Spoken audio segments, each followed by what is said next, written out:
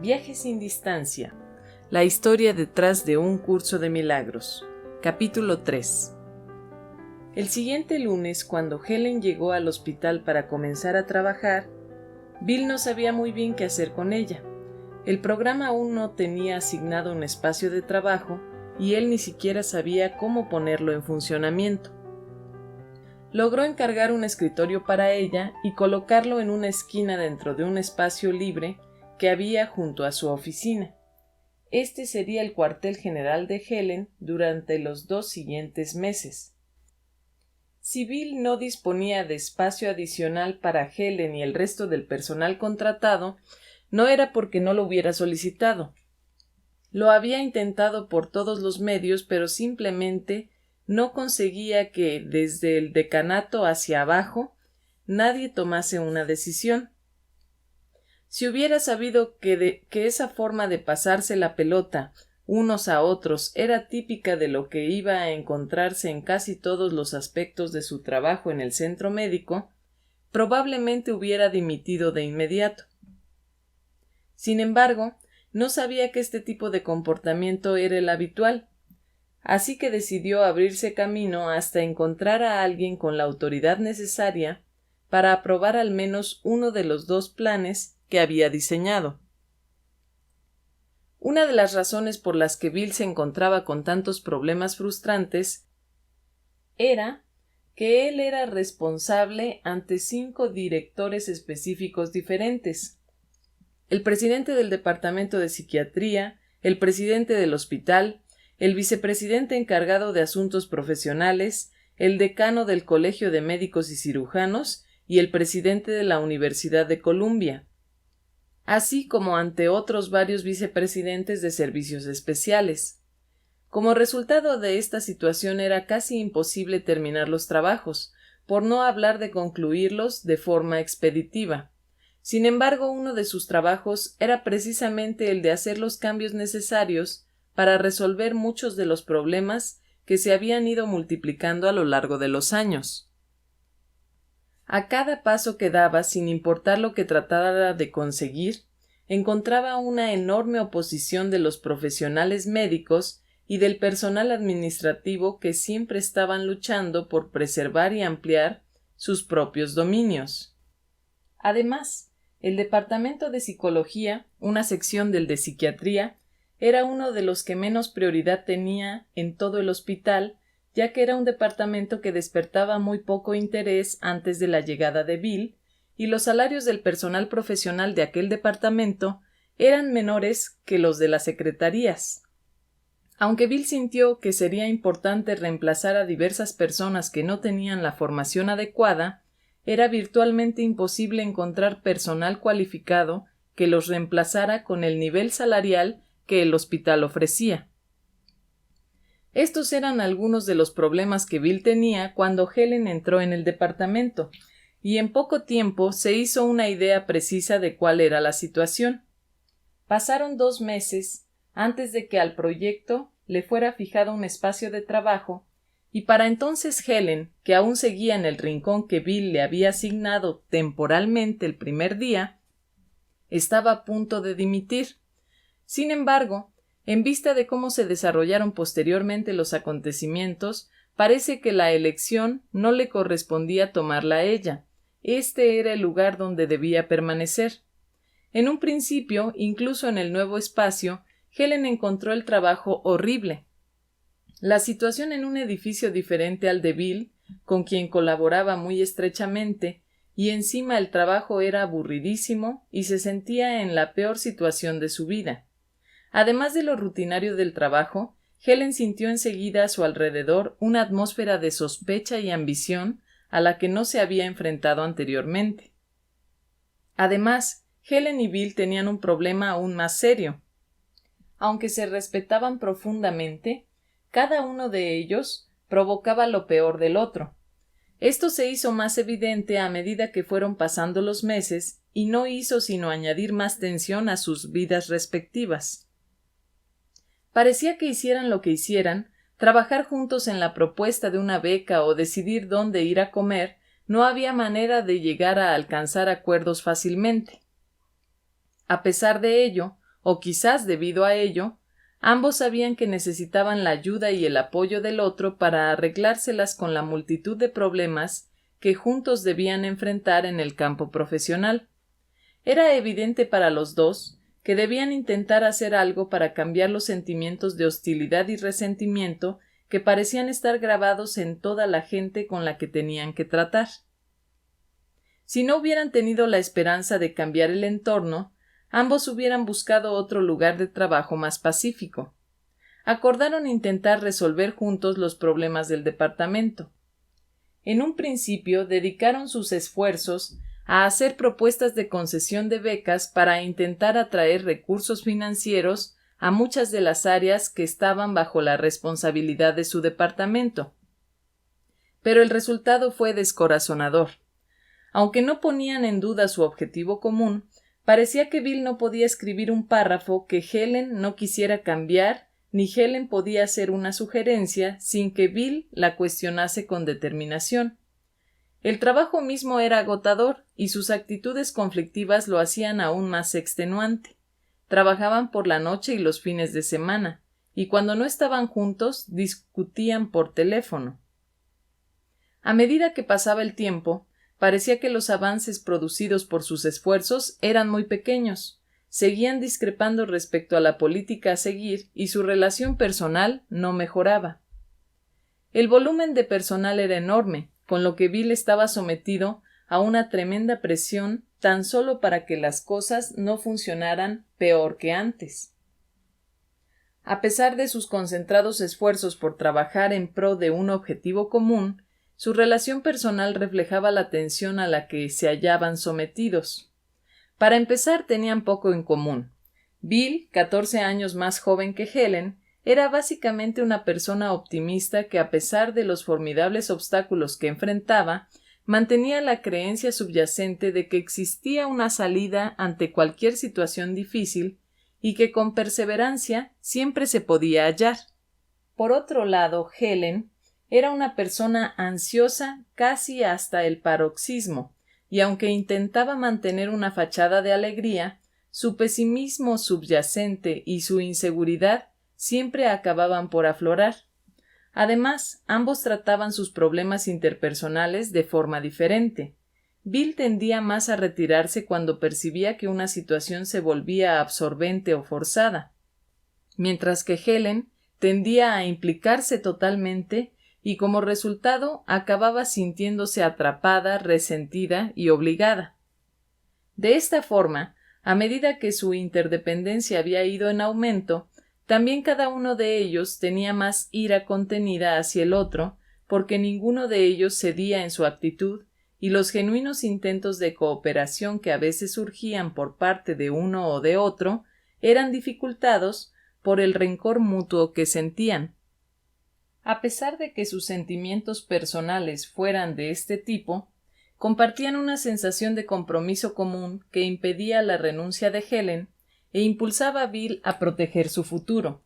Cuando al proyecto original por el que Helen pudo ser contratada se le retiró la prioridad, reduciéndose su volumen, Bill asignó esto vacante que estaba bajo su control directo, asegurándole de esta forma la continuidad laboral. En 1963, el presidente del departamento designó a Bill para el Comité de Planificación de las Investigaciones, un grupo cuya responsabilidad era la asignación del espacio en el nuevo edificio de investigación que iba a ser construido. Este fue un honor especial para Bill, algo que no se le había ofrecido nunca con anterioridad ni se le volvería a ofrecer. Al tener por primera vez la oportunidad de crear espacio de oficinas para su propio uso, Bill planificó la creación de 2 despachos y una secretaría en una remota sección del edificio, lejos de las zonas de mayor tránsito. En un principio no supo por qué había ordenado crear 2 despachos, pues no había razón para ello. Como diría años después, no me daba cuenta de lo necesario que era que Helen y yo estuviéramos juntos. En verano de 1965 se terminó de construir el nuevo edificio y estaba listo para ser ocupado. En medio de las luchas personales y profesionales, Bill se las arregló para trasladarse al nuevo edificio e hizo que Helen se trasladara al despacho contiguo al suyo. Aunque sus dificultades a nivel psicológico se mantenían, los obstáculos físicos a su trabajo en común habían sido eliminados. Una tarde, justo antes de la reunión semanal del equipo de investigación a la que ninguno de ellos quería asistir, debido a la competencia salvaje que solía aflorar en aquellas reuniones, ocurrió algo. Bill entró en el despacho de Helen y obviamente quería decir algo que le costaba expresar. Al fin respiró profundo, se ruborizó ligeramente y soltó su discurso. Más adelante admitió que sus palabras sonaban triviales y sentimentales, y que no esperaba una respuesta favorable de Helen, pero a pesar de todo, dijo lo que sentía que tenía que decir. Había estado dando vueltas a las cosas y había llegado a la conclusión de que sus actitudes estaban equivocadas, y continuó: debe haber otra forma de hacer las cosas. Nuestras actitudes son tan negativas que no podemos resolver ningún problema. Y concluyó diciendo que había decidido intentar mirar las cosas desde otro punto de vista. Muy en concreto, propuso intentar mostrar una actitud diferente aquel mismo día en la reunión. Él no se enfadaría, y estaba determinado a contemplar al lado constructivo de lo que la gente decía y hacía. Estaba determinado a cooperar en vez de competir, y añadió que obviamente habían estado llevando una dirección equivocada y que era el momento de encontrar una nueva. Fue un discurso largo y además se expresó con una vehemencia fuera de lo común. Al acabar, esperó con cierta incomodidad la respuesta de Helen, pero ésta no fue la que esperaba. Se puso de pie de un salto diciendo a Bill con convicción que tenía razón y que ella también intentaría mostrar una actitud diferente. A cierto nivel, esta unidad de propósito representaba un compromiso real sin precedentes en su relación, y pareció ser la señal de una serie de sucesos destacables que ocurrieron durante el verano de 1965. La reunión del personal, en la que Bill comenzó con su nueva estrategia, empezó de forma parecida a las otras docenas de reuniones similares a las que habían asistido a lo largo de los años. Pero a medida que los distintos puntos de vista eran defendidos o atacados, algunos de los participantes sintieron una sutil diferencia en el ambiente general de la sala. Allí donde Bill antes se hubiera defendido, ahora simplemente escuchaba y proponía, tomando en consideración. Cuando algunos miembros del personal se justificaban por no haber finalizado su trabajo, se aceptaban sus excusas con la esperanza de que en un futuro el individuo en cuestión no estuviera tan sobrecargado de trabajo. De forma sorprendente para Bill, sus respuestas parecían generar respuestas similares en los demás participantes. Aunque no se lograran innovaciones significativas en las relaciones personales a lo largo de las primeras semanas de su búsqueda de una forma mejor de hacer las cosas, Bill y Helen notaron un ambiente claramente menos agresivo en las reuniones a las que asistían, y para el final del verano, la atmósfera en cuanto a relaciones personales en todo el departamento había cambiado casi completamente. Las tensiones disminuían, los antagonismos desaparecían. Muchos de los miembros del personal que no tenían la formación adecuada se fueron del departamento, de forma amistosa, y entre tanto gente mucho más competente se presentaba para reemplazarla de forma casi inmediata. Los esfuerzos de Bill y de Helen no siempre eran consistentes, incluso a veces no los hacían con mucha convicción, pero el compromiso de fondo permanecía inamovible y no cabe duda de que sus esfuerzos ayudaron a producir algunos resultados importantes. En el espacio de 3 meses, el departamento dio señales de funcionar de forma más suave, y la moral empezó a mejorar hasta el punto de que Bill se dio cuenta de que la gente se sonreía de vez en cuando. Sin embargo, sus primeros esfuerzos por mejorar su relación mutua no tuvieron éxito. Aunque intentaban ser comprensivos y compasivos, A menudo los obstáculos psicológicos que enfrentaban eran demasiado grandes para poder superarlos. Así, mientras las relaciones con los miembros del departamento y de otros departamentos siguieron mejorando drásticamente, entre ellos mismos aún experimentaban estallidos de total antagonismo. Y aunque luego llegasen a reconocer que éste era infundado, sabían con mucha claridad que aún les quedaba mucho trabajo por hacer si habían de superar aquellas respuestas casi pavlovianas a las que se habían acostumbrado. Mientras intentaban asiduamente poner las cosas al derecho entre ellos, Helen comenzó a notar cambios en sus imágenes mentales. Esas imágenes que había estado viendo de vez en cuando durante toda su vida. Las fotografías, en blanco y negro, comenzaron a aparecérsele en color y en movimiento, y además en secuencias significativas.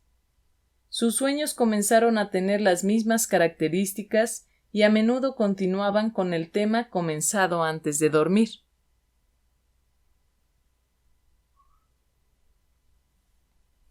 Entre junio, cuando Bill y yo hicimos el compromiso de cambiar de actitud, y octubre, 3 líneas más o menos claras de secuencias de fantasía y sueños alcanzaron mi atemorizada conciencia. Aunque se superponían hasta cierto punto, las describiré por separado esperando que así se comprendan más claramente. No sé si eran representaciones simbólicas, como las imágenes oníricas, o si de alguna manera estaban asociadas a hechos reales. Las observaba como si fueran películas, y me sentía más como una espectadora de ellas que como partícipe, incluso cuando contemplaba una figura que sabía que era yo misma. La primera de las 3 series fue introducida por una imagen femenina desconocida, totalmente envuelta en su vestimenta, arrodillada y con la cabeza inclinada hacia adelante. Llevaba las muñecas y los tobillos atados con pesadas cadenas. Junto a ella, en un trípode, había un gran brasero metálico del que salía un fuego que se elevaba por encima de su cabeza. Parecía ser algún tipo de sacerdotisa, y el fuego parecía estar conectado con algún tipo de antiguo rito religioso. Esta figura se me apareció recurrentemente, cada día durante varias semanas, aunque cada vez podía distinguir en ella algún cambio. Se le fueron cayendo las cadenas y fue levantando la cabeza. Muy lentamente se fue poniendo de pie y solo le quedaba un trozo de cadena muy corto atado a su muñeca izquierda. El fuego refulgía con un brillo desacostumbrado a medida que se levantaba. Yo no estaba preparada para las profundas emociones que las imágenes despertaban en mí y tampoco las entendía. Cuando la figura de la sacerdotisa levantó los ojos y me miró, me sentí muy atemorizada.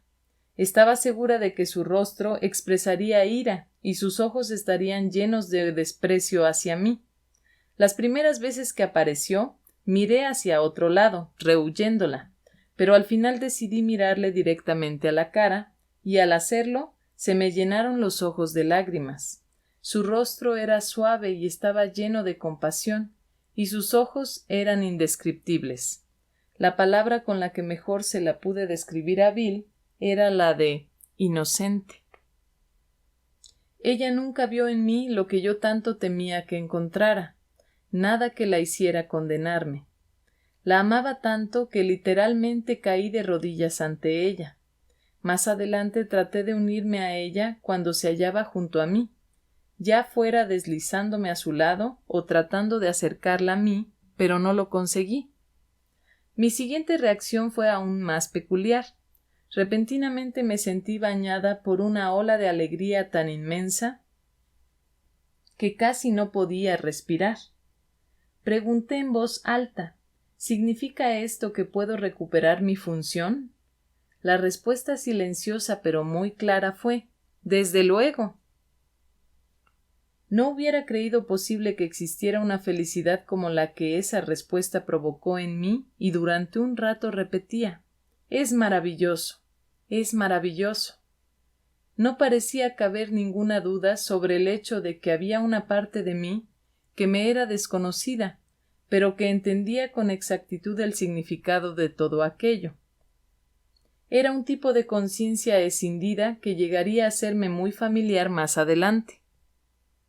Al igual que la primera, la segunda serie de imágenes me llegaba más bien como breves percepciones que como fantasías, y a veces también se me mostraban en sueños en los que aparecíamos tanto Bill como yo en distintas relaciones. La cronología real era muy confusa. Situaciones aparentemente muy antiguas se mezclaban con otras casi contemporáneas. En la primera imagen de la serie, me veía en una barca remando frenéticamente pero sin llegar a ninguna parte. Mirando a mi alrededor identifiqué el lugar como Venecia, y la barca era una góndola. Cerca de mí había un hombre alto y delgado, muy parecido a Bill, apoyado en un poste rayado que emergía del agua. Tenía los brazos cruzados y me miraba con seriedad burlona. Estaba segura que era Bill vestido, de gondolero, pero tenía lentejuelas brillantes en el traje. No se movía ni hablaba. Poco después me di cuenta de que la góndola estaba atada al muelle con una gruesa cuerda. Era una situación estúpida. Había estado haciendo un gran esfuerzo para conseguir lo imposible. Bill no me ayudó, pero su sonrisa no era malévola. Los siguientes sucesos de la serie evocaban otros sentimientos diferentes. Bill apareció otra vez como torero con un traje espectacular, dorado de arriba a abajo. Tenía la ligera sensación de que había un ruedo en el fondo, pero no estaba nada claro. En su siguiente aparición era un brujo. Llevaba plumas en los tobillos y en las muñecas y estaba vestido con una falda de arpillera y un imponente tocado de plumas blancas y piedras brillantes. Yo vestía una simple falda tejida a mano. Ambos éramos negros y estábamos en un claro en medio de la espesa selva. Parecía haber venido a pedirle ayuda, y él respondía a mi petición con una extraña danza, acompañada de fuertes gritos en una lengua que no entendía. Al principio me sentí reconfortada, pero después tuve miedo y le pedí que se detuviera. No parecía oírme en medio del ruido que hacía con sus toscos instrumentos de madera y los tambores que sonaban de fondo. Salí gateando aterrorizada, con las manos sobre las orejas, en un frenético esfuerzo por no oír aquellos sonidos. No miré atrás. El siguiente episodio en el que aparecimos, Bill y yo, parecía ser una historia dentro de otra historia. Uno de los temas se extendía en diversas fases antes de llegar a su macabra conclusión. Yo era una sacerdotisa en lo que parecía ser un templo egipcio, aunque creo que podría haber sido aún más antiguo. Había enormes piedras vagamente alineadas a los lados y detrás del edificio, pero no las divisaba con claridad porque el interior estaba muy oscuro. Incluso en aquella oscuridad podía distinguir que el templo era imponente. El altar, que era el único lugar intensamente iluminado del edificio, era particularmente espléndido. Estaba iluminado por una luz muy brillante, cuyo foco no pude identificar. Joyas magníficas resplandecían a su alrededor, y su superficie de piedra lisa y pulida reflejaba la luz como un espejo. La gran sacerdotisa llevaba un vestido muy elaborado y tenía puesta una corona en la que faltaba la piedra central. En el primer episodio de la serie, yo estaba de pie ante el altar, inclinada sobre Bill, que yacía en el suelo casi desnudo. Tenía una punta de lanza en la mano y su filo descansaba sobre la frente de Bill, entre sus ojos. Después me fueron llegando diversas imágenes retrospectivas de cómo se había producido aquella primera escena. Había habido una rebelión de esclavos y yo iba a matar a Bill, el líder de la revuelta, que se las había ingeniado para robar el gran rubí central de la corona de la sacerdotisa. No era un rubí ordinario porque daba a quien lo llevara puesto poderes mágicos. El ladrón había de morir para que los poderes volvieran a la sacerdotisa, cuya religión era la del poder y la esclavitud. Rebelarse contra ella era ir en busca de la muerte. Entonces ocurrió algo inesperado. Era consciente de albergar intensos sentimientos de rabia y revancha mientras me preparaba para incrustar la punta de lanza entre los ojos de Bill. Él no parecía especialmente atemorizado, simplemente miraba y esperaba. Yo me iba tensando a medida que me preparaba para clavarle la punta de lanza. Entonces tuve un momento de duda y supe que todo había acabado para mí.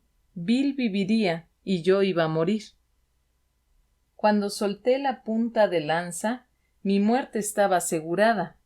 En la escena final de la serie yo estaba sola y me hallaba en el escalón más alto de una larga escalera ante una enorme puerta cerrada con candados. Estaba fuera del templo. Mi corona y mi vestido dorado habían desaparecido. Vestía un amplio vestido blanco manchado por los lados y con el cuello roto. Ante mí no había más que desierto.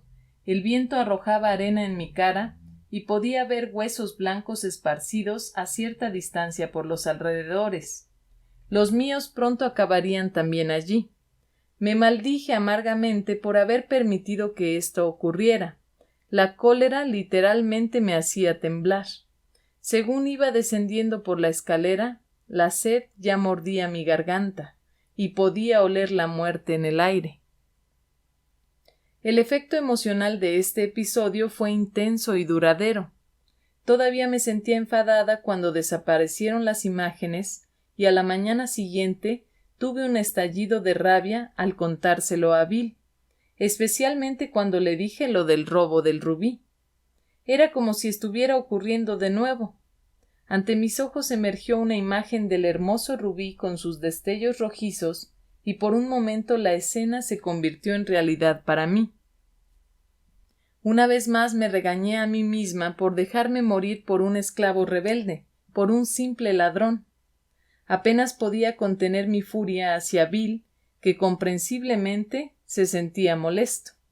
Yo también lo estaba, y la intensidad de mi enfado nos sorprendió a ambos. El siguiente episodio de la serie tardó en aparecer. Era como si me tuviera que recuperar un poco antes de continuar. Afortunadamente la siguiente entrega fue distinta, aunque tampoco acabó bien para mí.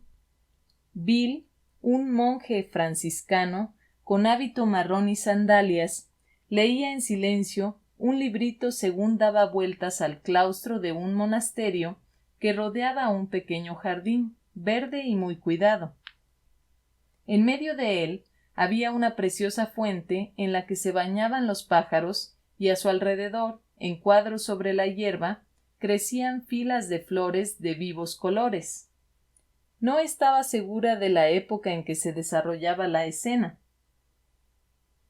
pero el monasterio parecía estar en España. Yo iba vestida de negro y caminaba despacio por el claustro hacia Bill. Tenía la cara cubierta por un velo, mantenía la mirada baja y las manos juntas como si rezase. Cuando llegué ante Bill, me arrodillé como una penitente y humildemente le pedí perdón. Él no me miró. Sentí un arrebato de cólera y me levanté acusándole de ser un desalmado. No pareció oírme y simplemente continuó leyendo sin apartar los ojos del libro. Me retiré enfadada e impotente y la imagen se disolvió lentamente dejando la situación inconclusa. La siguiente escena en orden de aparición parecía ser tan antigua que se remontaba a los orígenes del tiempo. Yo era de nuevo una sacerdotisa, pero esta vez de un tipo totalmente diferente. Esta sacerdotisa se parecía mucho a la de los ojos inocentes que había visto liberándose de sus cadenas para emerger a la libertad. Se escondía del mundo en un pequeño templo de mármol blanco erigido en medio de un amplio y verde valle. No estaba segura de que su cuerpo fuera totalmente sólido. De hecho, lo que podía distinguir era la silueta de una mujer pequeña y delgada, vestida de blanco, que nunca se asomaba al mundo más allá de la puerta de una pequeña habitación que contenía un altarcito de madera lisa.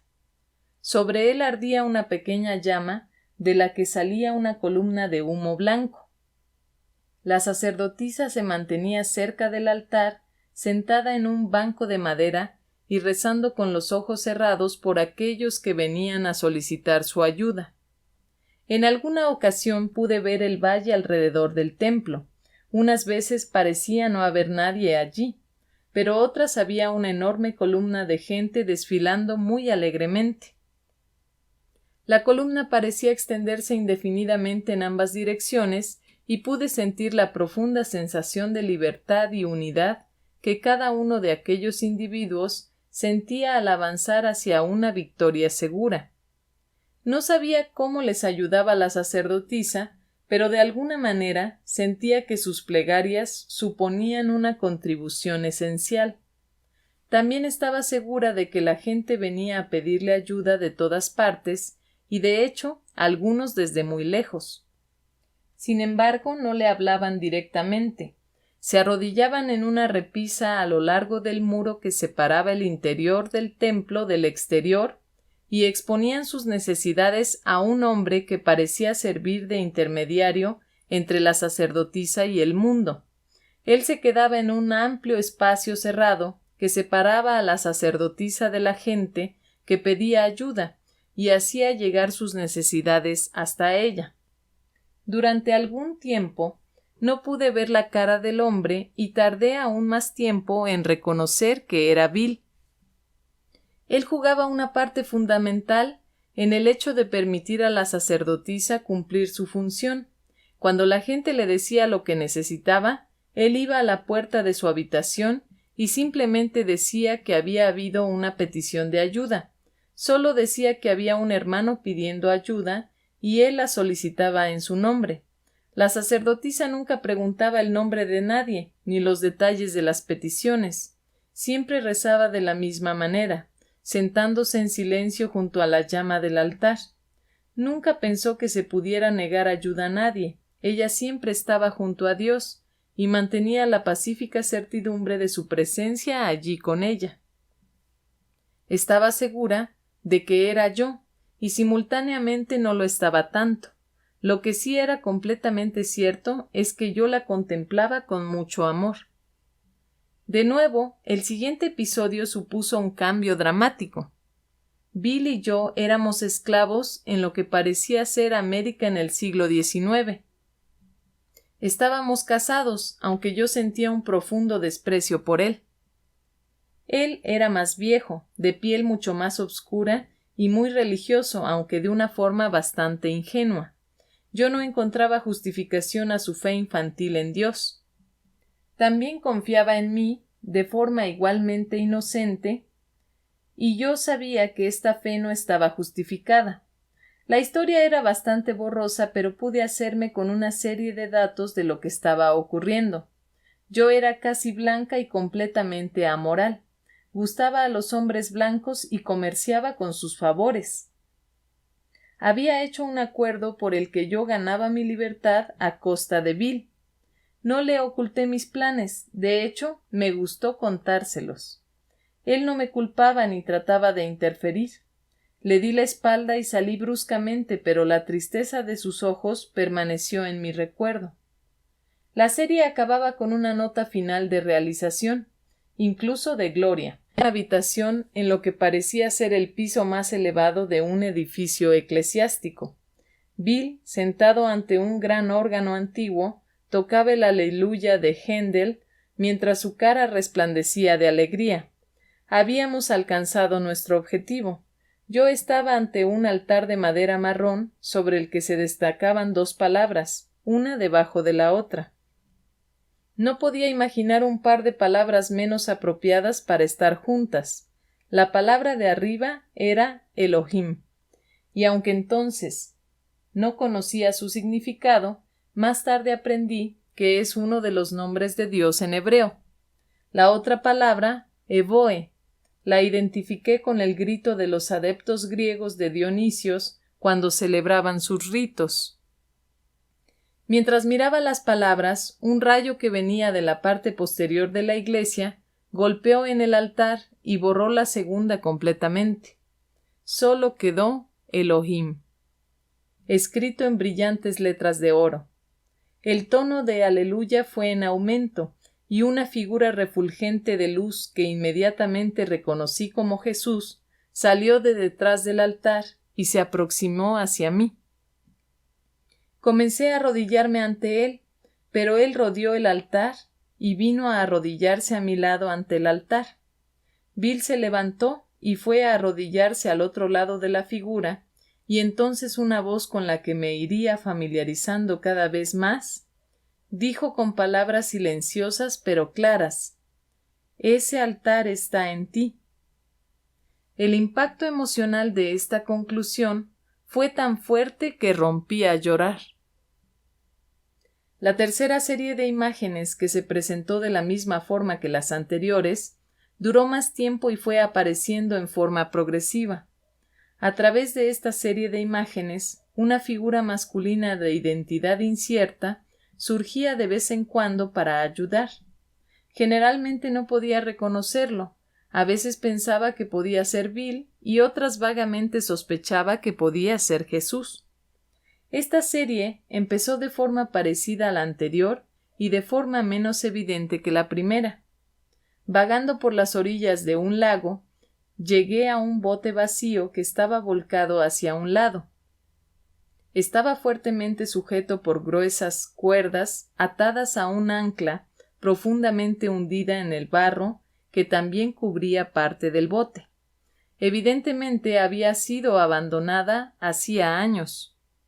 Sabía que no podría soltar la barca sin ayuda, pero a pesar de todo me sentí obligada a intentarlo.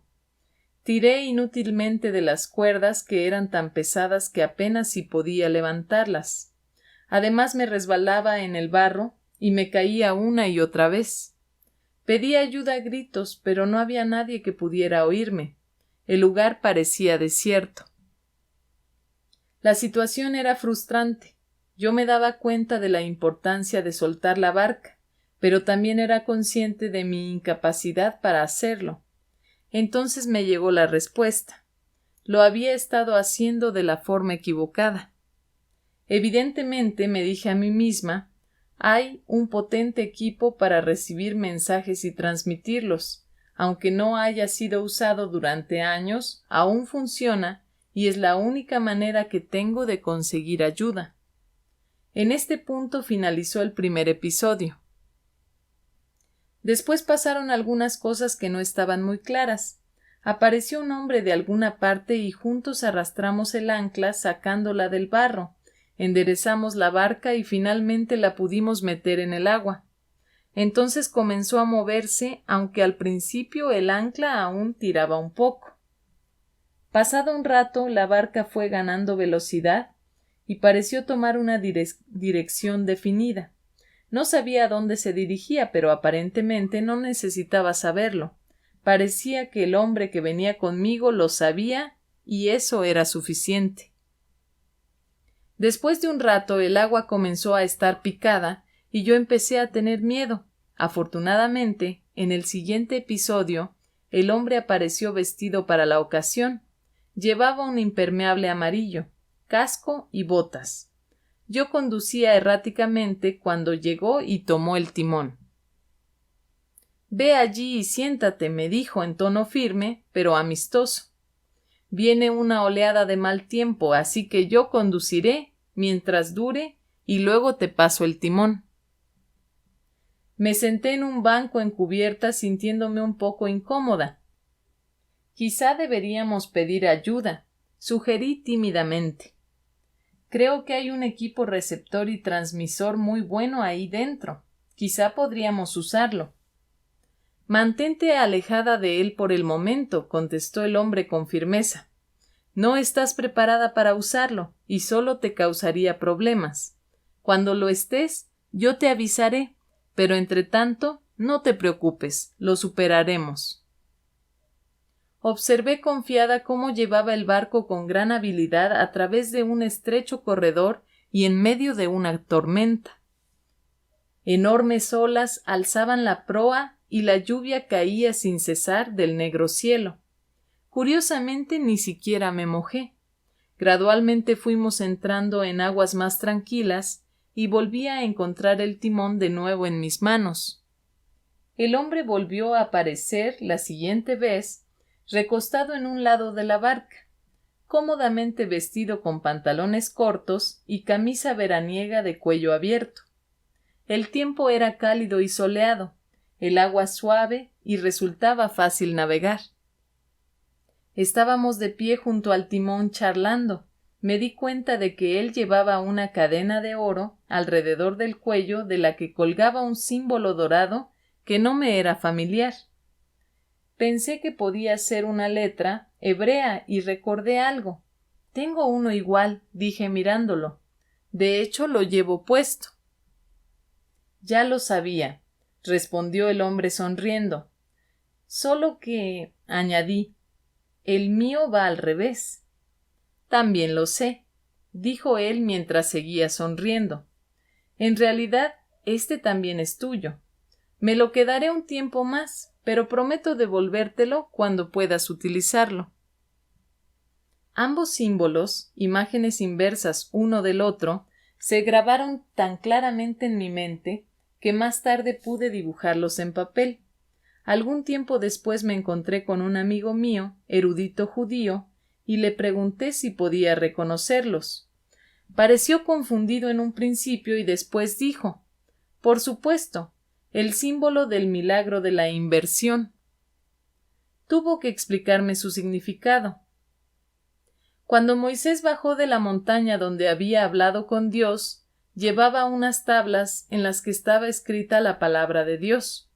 El milagro era que las palabras podían ser leídas correctamente en ambos sentidos, lo que obviamente hubiera sido imposible si hubieran sido palabras normales. Mi reacción ante esta información fue una mezcla curiosa. Por un lado estaba encantada e impresionada, por otro lado tenía miedo. Todavía no podía creer que los sueños y las fantasías fueran otra cosa que intentos poco realistas de realizar deseos, y por tanto pude deshacerme de mucho de lo que había visto y oído. Sin embargo, esto no me resultó tan fácil de dejar pasar. Helen relataba estas experiencias a Bill y a su marido a medida que le sucedían. A Louis como a Helen, toda esta situación le producía mucha ansiedad, por lo que simplemente dejó de contarle lo que le pasaba. Por otro lado, Bill estaba muy interesado en esta serie de imágenes, lo que no ayudaba a mitigar la ansiedad de Helen, y aunque Bill le proporcionaba mucho apoyo, ella seguía sintiéndose amenazada por aquellos fenómenos. No le gustaban ni los deseaba, y en general le hacían sentirse muy inquieta porque creía que el tipo de imágenes mentales en que estaba implicada era propio de los pacientes psiquiátricos que ella misma atendía. A medida que sus experiencias continuaron, incluso llegó a decir a Bill que podía estar volviéndose loca y que debía someterse a un examen psiquiátrico. ¿Por qué no lo dejas estar y permites que suceda? Tengo la sensación de que puede tener algo que ver con aquel discurso que te di sobre intentar encontrar otra forma de tratar las relaciones difíciles, añadió para reconfortarla. Aunque Bill, al igual que Helen, no tenía ningún interés ni conocimiento de nada remotamente relacionado con los fenómenos psíquicos, le pareció obvio que algo paranormal estaba ocurriendo y encontraba el material absolutamente fascinante. Por otro lado, una de las cosas que más le molestaba a Helen era la idea de que todo aquello podría tener algo que ver con lo psíquico, una idea que le aterrorizaba particularmente, aunque lo único que sabía sobre lo psíquico era que el conocido profesor de psicología, Dr. J. B. Rhine, había hecho algunos experimentos con cartas en la Universidad Duke de Carolina del Norte. Dada su naturaleza inquisitiva y con el fin de reunir tanta información sobre el tema como le fuera posible para comprender el fenómeno, Bill comenzó a buscar libros sobre los fenómenos psíquicos. Uno de los primeros que leyó fue la biografía de Edgar Cayce. Cayce, considerado el mayor psíquico de América, había muerto en 1945, después de haber vivido una serie de experiencias inexplicables racionalmente durante casi 40 años. Sus experiencias fueron transcritas a medida que ocurrían y podían ser estudiadas en la biblioteca de la Asociación para la Investigación y la Iluminación, ARE por sus siglas en inglés, en Virginia Beach, una organización para perpetuar las intuiciones y visiones de Cayce. Cuando Bill habló de Cayce a Helen, sugiriéndole que podía interesarle leer el libro que había encontrado, ella se negó rotundamente. Rehusaba admitir que hubiera nada que comentar sobre sus experiencias, aunque reconoció a Bill que había una cierta inconsistencia en su actitud. Por un lado, sabía que el incidente relacionado con el milagro de la inversión era algo sobre lo que no tenía conocimiento intelectual consciente, y sin embargo, no quería ofrecer ninguna sugerencia sobre el modo en que aquella información le pudiera haber llegado. Bill no se sintió descorazonado por la actitud de Helen y se fue interesando cada vez más en la literatura parapsicológica, porque en algún lugar dentro de él sabía que lo que Helen estaba viviendo era extraordinariamente importante para ambos. Cuando Bill sugirió a Helen que las imágenes que describía podrían estar relacionadas con vidas anteriores, Helen se sintió particularmente molesta. En primer lugar, no entendía cómo Bill, que nunca había creído en la reencarnación, podía seriamente hacer una sugerencia semejante. Y segundo, dada su formación intelectual y la gran importancia que concedía a las pruebas científicas, la mera sugerencia de ese concepto le provocaba una reacción burlona. Sin embargo, a medida que sus experiencias con imágenes continuaban, su actitud comenzó a cambiar ligeramente. El siguiente episodio llegó en forma de sueño. Tal como suele ocurrir en los sueños, la barca se había convertido en un automóvil. Yo estaba cruzando un puente en medio del intenso tráfico. Quería torcer a la derecha, pero estaba en el carril equivocado y el coche de mi derecha me bloqueaba el paso. Los dos estábamos atascados. Teníamos coches por delante y por detrás. Estábamos rodeados por un enorme atasco de tráfico. No encontraba la forma de girar, aunque sabía que el hacerlo era esencial para mí.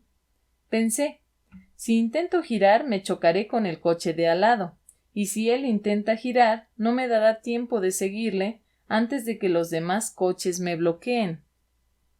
Seguí intentando pensar formas de hacer el giro, pero todas resultaban inadecuadas y algunas de ellas desastrosas. Entonces me vino la solución. Lo haremos juntos, pensé, poniéndome muy contenta. No será ningún problema. Realicé el giro a la vez que el hombre que estaba a mi lado, y fue muy fácil. Es divertido. Nunca lo había pensado antes.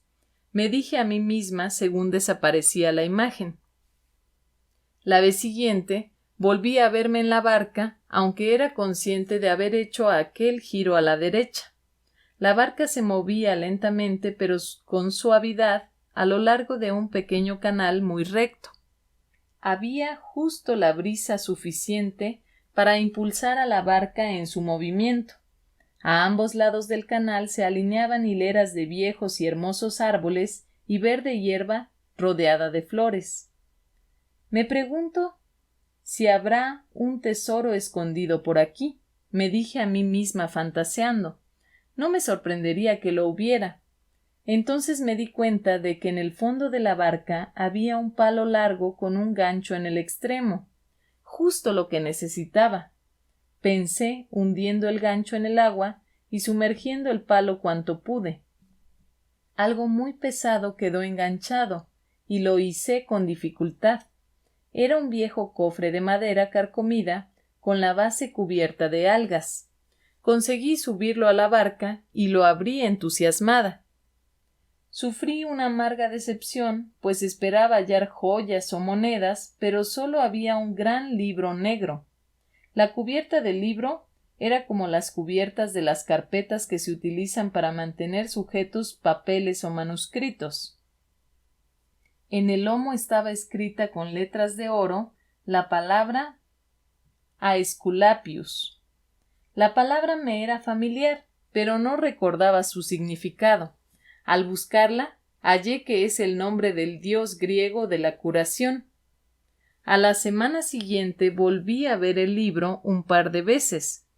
La primera con un collar de perlas a su alrededor, y la segunda fue en un sueño en que una cigüeña volaba sobre algunos pueblos, y al preguntarme qué importancia podía tener eso, oí una voz silenciosa que me dijo: «Mira lo que transporta la cigüeña». Miré y vi que en el pañuelo no llevaba un bebé como era de esperar, sino un libro negro. La única diferencia era que éste llevaba una cruz dorada en la tapa. La voz me dijo: «Este es tu libro». Ni Bill ni yo supimos el significado del libro hasta mucho más tarde. Aunque la idea de la reencarnación me repugnaba especialmente, era claro que las imágenes que veía parecían relacionarse con recuerdos de mí misma en distintos momentos y lugares. Expliqué a Bill que estas escenas representaban el clásico simbolismo onírico con que cualquier psicólogo clínico está familiarizado. Sin embargo, debo admitir que a medida que estas imágenes continuaban, mi dogmatismo respecto al tema mostraba signos, aunque muy leves, de ceder. Observaba estas imágenes retrospectivas como una espectadora, aunque no dudaba de que las figuras me representaran a mí misma. En una de las primeras escenas vi una muchacha delgada y frágil en un opulento salón francés. La época debía ser la de mediados del siglo XVIII. La muchacha, que vestía de blanco, estaba tocando un instrumento musical parecido a un arpa en medio de una reunión de señoras y caballeros magníficamente vestidos que parecían ser los invitados a un banquete. La joven tenía como mucho 18 años y evidentemente estaba enferma. «Es demasiado frágil», me dije a mí misma. «No vivirá otro año más. Solo puede desaparecer». Es un error. No lo va a conseguir. Un mayordomo espléndidamente vestido salió y cerró la puerta del salón. La muchacha desapareció, y poco después vi una vaga imagen de ella, en la que era algo mayor que en la anterior, y yacía en el suelo cubierto de paja en la habitación sin ventanas de una prisión. Sus brazos estaban fuertemente atados y sus pies estaban encadenados al suelo. La época debía ser entre los siglos XII y XIII, y tuve la idea de que la muchacha era ejecutada al final. Algunas de las imágenes siguientes me mostraron la imagen de una monja, aparentemente ubicada en distintos países y épocas. En la más clara de ellas veía a una monja vieja, artrítica y decepcionada, desgastada por toda una vida de austeridades y emocionalmente retorcida y estéril. Caminaba por el pasillo lateral de una iglesia inmensa y muy bella, con un sorprendente parecido a la Catedral de Notre Dame en París. El pasillo estaba oscuro y la vela que llevaba la monja no le ayudaba mucho a ver. Iba pasando la mano por la pared a medida que andaba, como si buscara una puerta o, más literalmente, una salida. No la encontró, y las severas facciones de su rostro se iban tensando cada vez más. No sabe, pensé. Lo intenta, pero no sabe. Me sentía repelida por su expresión tan dura, pero sentía simpatía por su causa perdida. Contrastando radicalmente con esta figura, había otra que me venía de vez en cuando y a veces aún me pasaba por la cabeza. Esta es la única de las figuras que siempre se aparecía con la misma forma.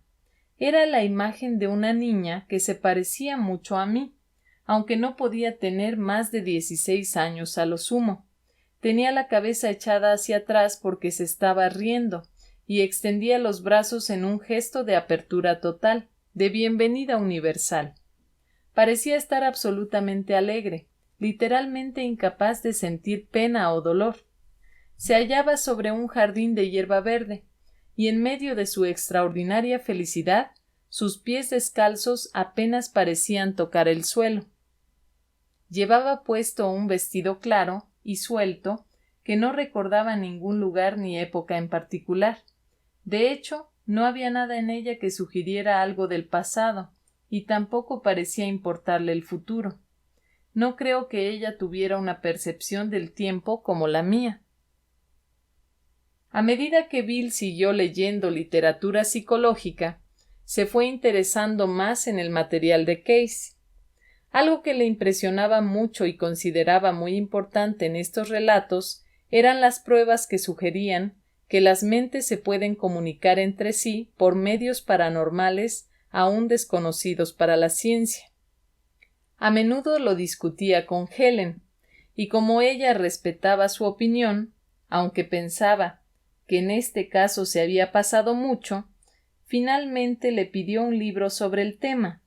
Él eligió la biografía de Case escrita por su hijo, Hugh Lynn. No hay duda de que Helen la encontró interesante, aunque le repelían las partes que consideraba más tétricas e increíbles del relato. Cuando Bill le recordó que ella también había tenido últimamente experiencias bastante fuera de lo común, lo admitió. Es más, aún encontraría más difíciles de explicar todos los sucesos que le iban a ocurrir más tarde. La nueva fase comenzó un día en que Bill y yo estábamos concentrados en un informe de investigación. Bruscamente solté los papeles y dije con mucho apremio: «Rápido, Bill, tu amigo Alan, el que conocimos en Chicago hace unos días, está pensando en suicidarse. Debemos enviarle un mensaje». Bill se sentó junto a mí y yo envié un serio mensaje telepático a Alan para que lo reconsiderase. Al acabar le dije a Bill: «Seguro que no era verdad». Sin embargo, me equivoqué, y resultó además que había sido muy precisa. Era difícil no sentirse impresionada, en especial porque siguieron pasando cosas sorprendentes. Bill asistió a una reunión en otra ciudad, y a su vuelta le describí el lugar donde había estado con todo lujo de detalles, a pesar de que yo nunca había estado allí. También pude relatarle algunas de las cosas que habían ocurrido antes de que él tuviera la oportunidad de contármelas a mí, y asimismo le describí en detalle la casa del amigo donde había pasado el fin de semana, incluyendo los colores de las paredes y los muebles. Más adelante se fue de vacaciones a un lugar lejano, y yo le envié mentalmente la imagen del broche que quería que me trajera de allí. Al volver de las vacaciones me lo dio, y era sin duda el que yo le había pedido. Mis reacciones ante estos hechos eran una curiosa mezcla. Por un lado, me sentía orgullosa por la adquisición de estas habilidades tan especiales, e incluso me sorprendí alguna fantasía de poder y prestigio cruzando por mi mente. Al mismo tiempo pasaba mucho tiempo intentando explicarme las imágenes porque me causaban un miedo considerable. Durante algún tiempo, la idea de tener poderes psíquicos se me hizo más atractiva y simultáneamente me aterrorizaba cada vez más, de modo que comencé a tener pesadillas, aunque después no podía recordar su contenido. A medida que la lista de sucesos sorprendentes iba en aumento, no podía superar un cierto sentimiento de maldad e incluso de brujería que asociaba con ellos. El orgullo y la ansiedad se mantenían al mismo nivel, y aunque ésta iba en aumento, también tenía al mismo tiempo una sensación de autoensalzamiento. Encontrándome aún en esta fase de magia, ocurrió algo que implicó una extraña mezcla de hechos y fantasía y que pareció apuntar en una dirección muy definida para el futuro. Este episodio incluyó una serie de niveles diferentes, desde alusiones muy evidentes a la magia, seguidas de imágenes religiosas muy aparentes y concluyendo con una nota de la vida real. El hospital quería enviarnos a Bill y a mí a la Clínica Mayo para estudiar sus procedimientos de evaluación. La noche antes de irnos tuve una imagen tan clara que me sentía impulsada a describirla en papel. Era la imagen de una iglesia cuyos detalles resaltaban con asombrosa nitidez. Dudé de su afiliación en un principio hasta que decidí que debía ser luterana. Parecía estar contemplándola desde arriba, desde el ángulo que se obtendría si se miraba desde un avión que volase a baja altura. La imagen estaba tan clara que dejé de lado la prudencia y le dije a Bill que estaba segura que veríamos el edificio al aterrizar en Minnesota al día siguiente. Me sentí decepcionada cuando no encontramos nada parecido. En un intento de recuperar mi autoestima, dije que estaba segura de que la iglesia se encontraba en algún lugar de la ciudad. Era ya muy tarde y estábamos cansados, pero Bill lo entendió y propuso que saliéramos a buscarla en taxi después de cenar. Seleccioné algunos nombres de iglesias del directorio telefónico, pero no resultó ser ninguna de ellas. Entonces describí mi iglesia al conductor del taxi y le pregunté si conocía alguna que tuviera un parecido razonable. No parecía tenerlo claro, aunque fuimos a ver algunas más a sugerencia suya. Finalmente Bill propuso inteligentemente que nos olvidásemos de aquello porque se hacía muy tarde. Una vez en el hotel, me dijo con tono muy firme: «Tu iglesia no está aquí, y estás comportándote de una forma extraña. ¿A qué viene esta desesperación por encontrarla? Vete a dormir y olvídala. Te veré mañana». Cuando nos encontramos al día siguiente, ambos teníamos los ojos rojos y estábamos muy cansados, porque apenas habíamos dormido. Fuimos cumpliendo como pudimos con nuestros numerosos compromisos y al final de la tarde volvimos al aeropuerto muy fatigados. Bill fue a hojear un kiosco de revistas mientras yo me quedé sentada con los ojos cerrados.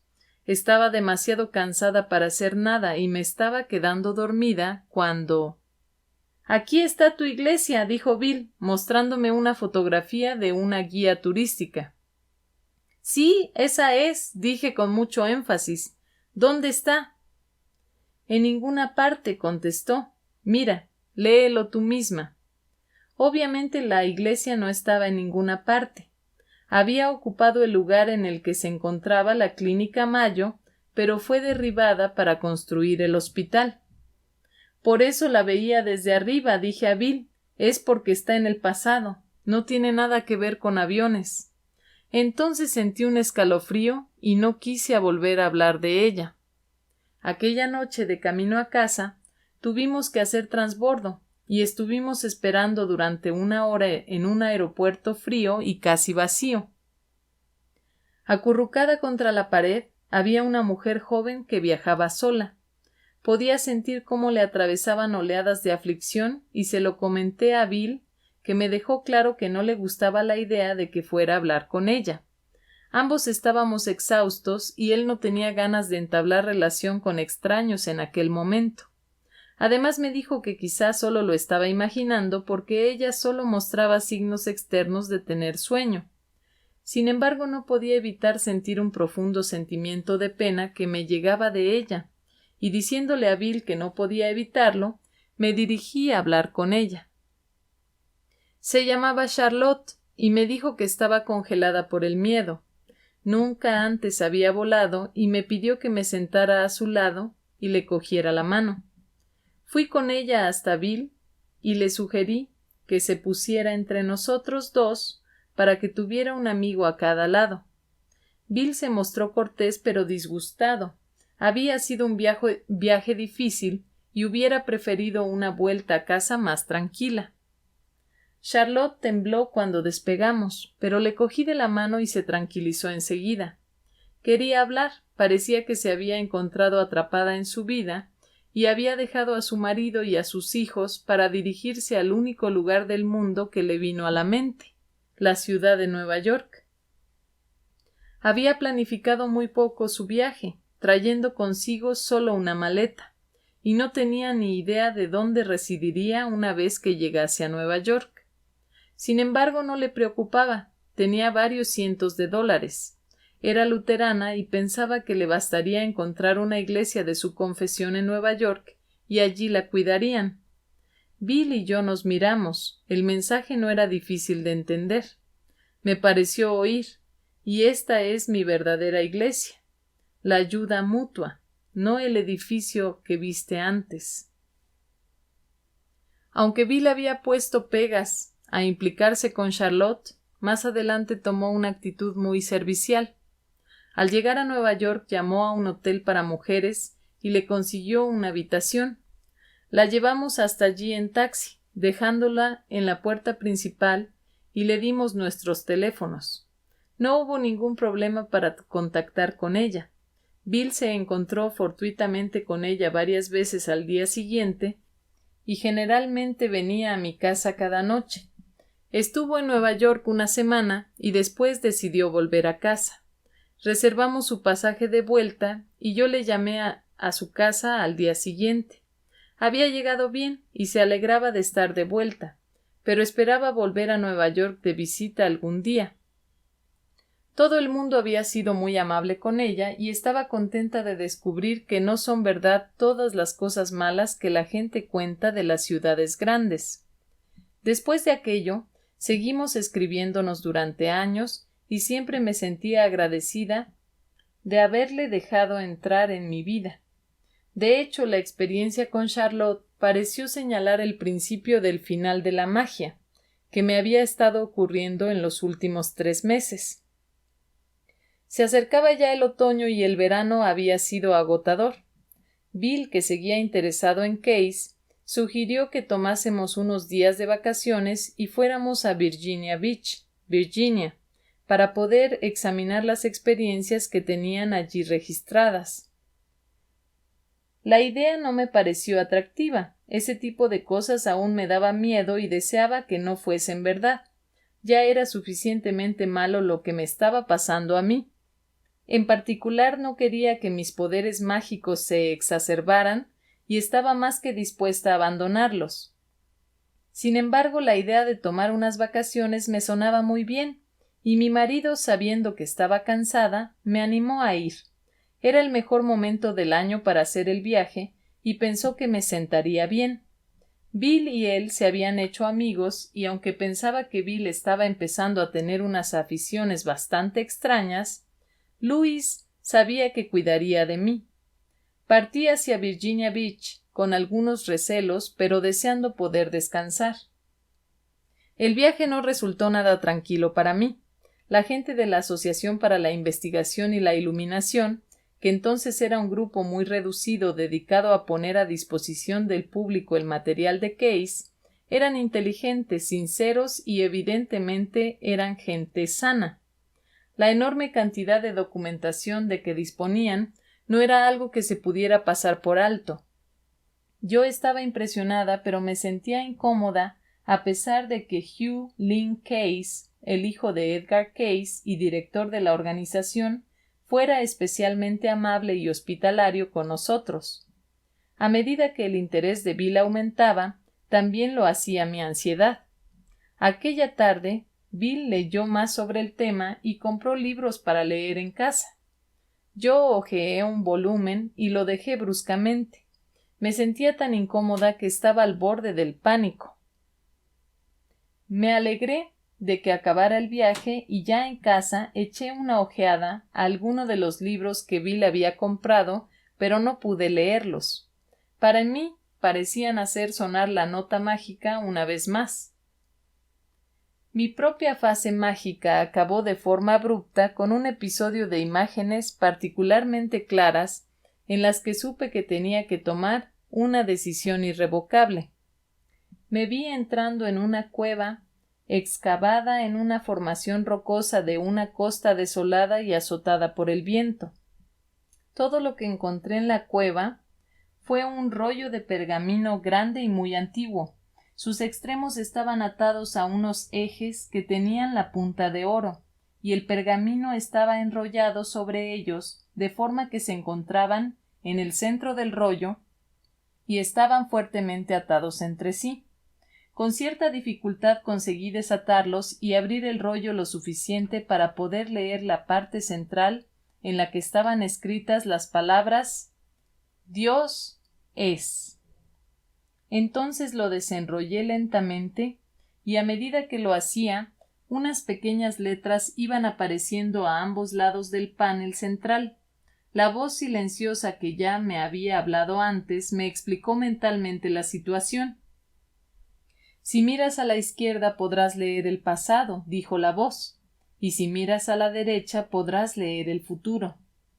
Las letras a ambos lados del panel se hacían más claras, y dudé un momento antes de volver a enrollar el pergamino lo suficiente para poder leer solo el panel central. No me interesa leer sobre el pasado o el futuro, dije con decisión. Voy a acabar con esto. La voz sonó a la vez tranquilizante y tranquilizada. Esta vez lo has conseguido.